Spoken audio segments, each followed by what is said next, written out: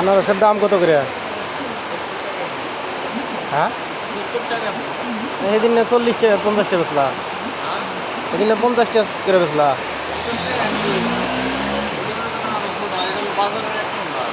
কোনটা?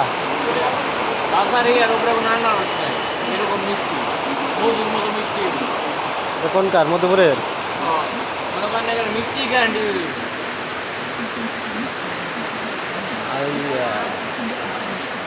আমরা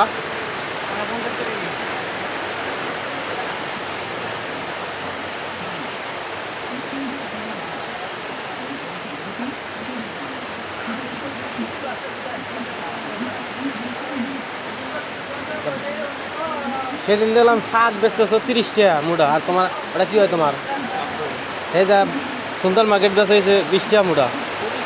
এগুলো আমার সামনে বেচছে, আমি দেখছি। পরে আমি কইছি যে আমি পোলাই ওখানে বাড়ির কাছে দাম কইলাম 30 টাকা চাই, একটাও কম নেন। আর আপনি এনে এসে 20 টাকা বেচতেছেন গাড়ি ভাড়া দিয়া।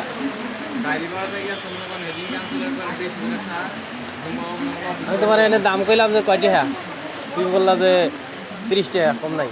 আর তোমার আব্বাই যা 20 টাকা বেচে।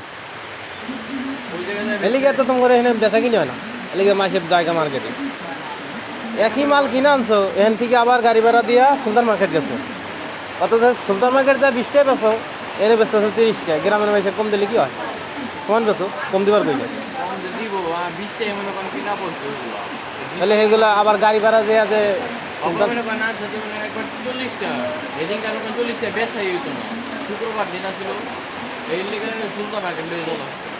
ওখানে যা 20 টাকা করেই বেচতেছে, না খুচরা করেই বেচছে।